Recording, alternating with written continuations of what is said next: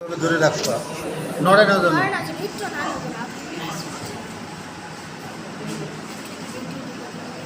ঠিক আছে ঠিক আছে, আজ তোমাদের সপ্তম শ্রেণী বিজ্ঞানে জলবায়ু এবং তার প্রতিকার সম্পর্কে আমরা দেখব কিছু ভিডিও। সবাই খেয়াল করবা। জলবায়ু পরিবর্তন সাম্প্রতিক সময়ে বিশ্বের সবচেয়ে গুরুত্বপূর্ণ বিষয় হচ্ছে জলবায়ু পরিবর্তন। এটিকে 21 শতকের সবচেয়ে বড় চ্যালেঞ্জ হিসেবে ধরা হয়। দিন দিন জলবায়ু পরিবর্তন মানব জীবনে এবং জীববৈচিত্র্যের উপর বিরূপ প্রভাব ফেলছে, যা আমাদের চিন্তার প্রধান কারণ হয়ে দাঁড়িয়েছে। জলবায়ু পরিবর্তন সম্পর্কে বিস্তারিত জানার আগে আমরা প্রথমে জেনে নেব আবহাওয়া কাকে বলে। নির্দিষ্ট স্থানে নির্দিষ্ট সময়ে বায়ুর উষ্ণতা, বায়ুচাপ, বায়ুপ্রবাহ, আর্দ্রতা, বৃষ্টিপাত প্রভৃতি উপাদানের দৈনন্দিন অবস্থাকে আবহাওয়া বলে। আবহাওয়া হল বায়ুমণ্ডলের নিম্ন স্তরের দৈনন্দিন অবস্থা। স্থানভেদে আবহাওয়া সহজেই পরিবর্তিত হয়। কোন স্থানের আবহাওয়া প্রতিদিন এমনকি প্রতি ঘন্টায় কোন জায়গার স্বল্প সময়ের অবস্থাকে প্রকাশ করে। এখন আমরা জেনে নেব জলবায়ু কাকে বলে। কোন নির্দিষ্ট স্থানে দীর্ঘ সময়ের 30 থেকে 35 বছরের আবহাওয়া গড় অবস্থাকে জলবায়ু বলে। সাধারণত বৃহৎ এলাকা জুড়ে জলবায়ু নির্মিত হয়ে থাকে। বাংলাদেশের জলবায়ু মোটামুটি উষ্ণ, আর্দ্র ও সমুদ্রাপন্ন। মৌসুম বায়ুর প্রভাব এখানে অধিক হলে এই জলবায়ুকে ক্রান্তীয় মৌসুমী জলবায়ু বলা হয়। এখন আমরা জানব জলবায়ু পরিবর্তন কাকে বলে। কোন জায়গার গড় জলবায়ু দীর্ঘমেয়াদী অর্থপূর্ণ পরিবর্তনকে জলবায়ু পরিবর্তন বলা হয়। এই পরিবর্তনের ব্যাপ্তি কয়েক যুগ থেকে কয়েক লক্ষ বছর পর্যন্ত হতে পারে। মানুষ বিভিন্ন উপায়ে জলবায়ু পরিবর্তনের সম্মুখীন হচ্ছে। জলবায়ু পরিবর্তন আমাদের স্বাস্থ্য, খাদ্য বৃদ্ধির ক্ষমতা, বাসস্থান, নিরাপত্তা এবং কাজকে প্রভাবিত করতে পারে। আমাদের মধ্যে কেউ কেউ ইতিমধ্যে জলবায়ুর প্রভাবের জন্য আরও বেশি ঝুঁকিপূর্ণ, যেমন ছোট দ্বীপের দেশ এবং উন্নয়নশীল দেশে বসবাসকারী লোকেরা। সমুদ্রপৃষ্ঠের উচ্চতা বৃদ্ধি এবং নোনা জলের অনুপ্রবেশের মতো পরিস্থিতি এমন পর্যায়ে পৌঁছেছে যেখানে সমগ্র সম্প্রদায়কে স্থানান্তরিত হতে হচ্ছে এবং দীর্ঘস্থায়ী খরা মানুষকে দুর্ভিক্ষের ঝুঁকিতে ফেলেছে।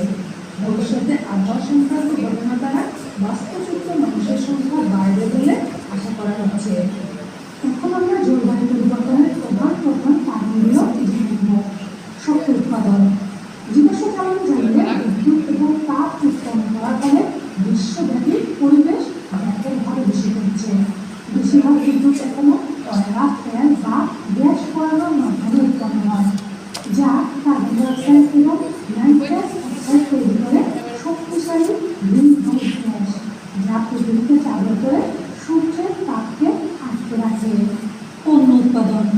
সিমেন্ট, লোহা, ইস্পাত, ইলেকট্রনিক্স, প্লাস্টিক, জামাকাপড় এবং অন্যান্য জিনিসপত্র তৈরির জন্য শক্তি উৎপাদন করার জন্য বেশিরভাগ জীবাশ্ম জ্বালানি পোড়ানো থেকে উৎপাদন করা হয় এবং শিল্প নির্গমন উৎপাদন করে খনি এবং অন্যান্য শিল্প প্রক্রিয়াগুলো গ্যাস নির্গত করে, যেমন নির্মাণ শিল্প।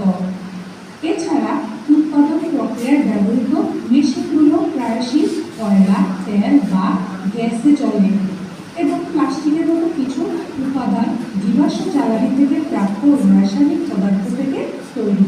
সুতরাং বলা চলে উৎপাদন শিল্প বিশ্বব্যাপী গ্রিনহাউস গ্যাস নির্গমনে সবচেয়ে বড় অবদানকারী।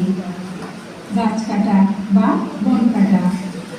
খামার বা চারণ ভূমি তৈরি করার জন্য বন কেটে ফেলা হয়, ফলে গাছ যে কার্বন সঞ্চয় করে তা বাতাসে ছেড়ে দেয়। প্রতি বছর প্রায় 12 মিলিয়ন হেক্টর বন ধ্বংস হয়। বনগুলো কার্বন ডাই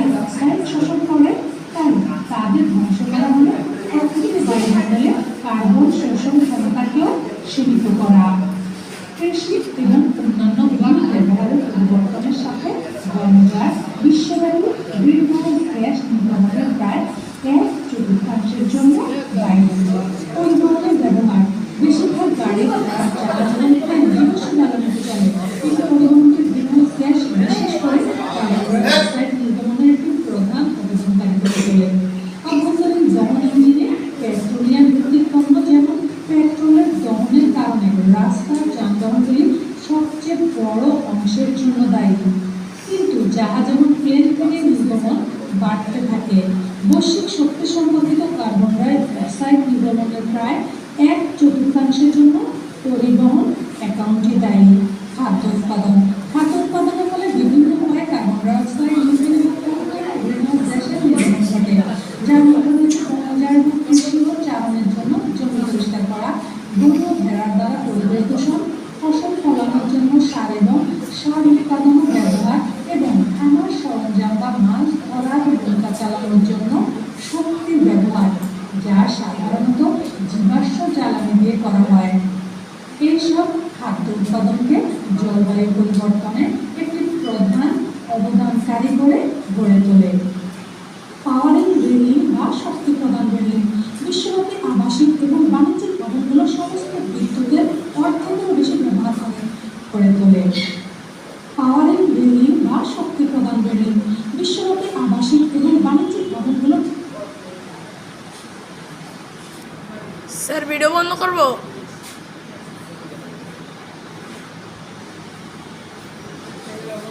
সমস্ত বিদ্যুতের অর্ধেকেরও বেশি ব্যবহার করে, যেহেতু তারা কয়লা, তেল এবং প্রাকৃতিক গ্যাস উত্তাপ এবং ঠান্ডা করার জন্য ব্যবহার করে থাকে।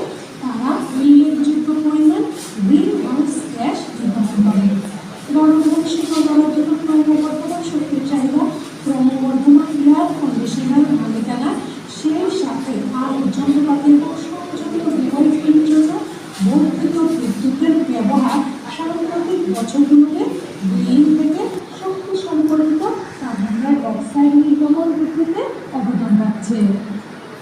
ভোগের পরিমাণ বৃদ্ধি। আপনার বাড়ি এবং শক্তির ব্যবহার, আপনি কিভাবে ঘোরাফেরা করেন, আপনি কি খান এবং কতটা ফেলে দেন, সবই গ্রিনহাউস গ্যাস নির্গমনে অবদান রাখে। পোশাক, ইলেকট্রনিক্স এবং প্লাস্টিকের মতো পণ্যের ব্যবহারও প্রায় করে। বিশ্বব্যাপী গ্রিনহাউস গ্যাস নির্গমনের একটি বড় অংশ ব্যক্তিগত পরিবারের সাথে যুক্ত। আমাদের জীবনধারা আমাদের গ্রহের ওপর গভীর প্রভাব ফেলে। সবচেয়ে ধনী ব্যক্তিরা সবচেয়ে বড় দায়িত্ব পালন করে। বিশ্বের জনসংখ্যার সবচেয়ে ধনী 1%, দরিদ্রতম 50%-এর চেয়ে বেশি গ্রিনহাউস গ্যাস নির্গমনের জন্য দায়ী। বাড়ি এবং শক্তির ব্যবহার, আপনি কিভাবে ঘোরাফেরা করেন, আপনি কি খান এবং কতটা ফেলে দেন, সবই গ্রিনহাউস গ্যাস নির্গমনে অবদান রাখে। পোশাক, ইলেকট্রনিক্স এবং প্লাস্টিকের মতো পণ্যের ব্যবহারও তাই করে।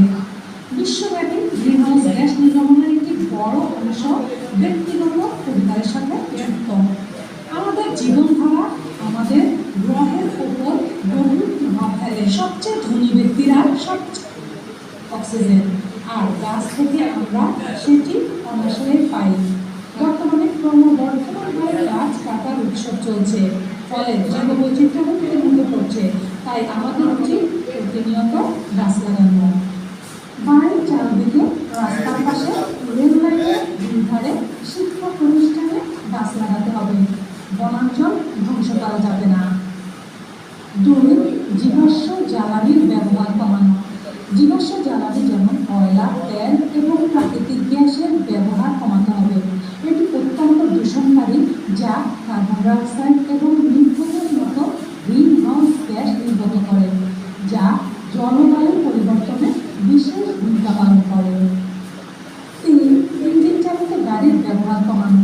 যথাসম্ভব চেষ্টা করতে হবে ইঞ্জিন চালিত গাড়ির ব্যবহার কমানো, কেননা তাদের কার্বন মনোক্সাইড গ্যাস বের হয়, যা মানব দেহ ও পরিবেশের জন্য মারাত্মক ক্ষতিকর। বিকল্প হিসেবে বৈদ্যুতিক বা ব্যাটারি চালিত গাড়ি, বাইসাইকেল ইত্যাদি ব্যবহার করা যেতে পারে। 4. গ্রিনহাউস গ্যাসের ব্যবহার কমানো। প্রতিনিয়ত বায়ুমণ্ডলে গ্রিনহাউস গ্যাসের পরিমাণ বৃদ্ধি পাচ্ছে। জলবায়ু পরিবর্তন রোধে বায়ুমণ্ডল থেকে গ্রিনহাউস গ্যাস দূর করতে হবে। বায়ুমণ্ডল থেকে কার্বন ডাই অক্সাইড বা অন্যান্য গ্রিনহাউস গ্যাসগুলো কিভাবে দূর করা যায়, উৎপাদন নিয়ন্ত্রণ করা গেলে জলবায়ু পরিবর্তন নিয়ন্ত্রণ করা সম্ভব। 5. দরিদ্র দেশগুলোকে আর্থিক সহায়তা প্রদান। 2020 সহায়তা প্রদানের প্রতিশ্রুতি দেওয়া হয়। বিশেষজ্ঞদের মতে দরিদ্র দেশগুলোকে গ্রিন এনার্জির দিকে ধাবিত হওয়ার জন্য আর্থিক সহায়তা প্রদান অব্যাহত রাখতে হবে।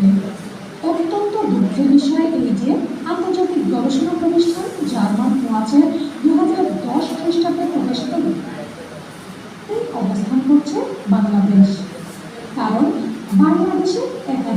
সমুদ্র স্তরের উচ্চতা বৃদ্ধি, লবণাক্ততা সমস্যা, হিমালয়ের বরফ গলার কারণে নদীর দিক পরিবর্তন, বন্যা ইত্যাদি সবগুলো দিক দিয়ে ক্ষতিগ্রস্ত হবে এবং হচ্ছে।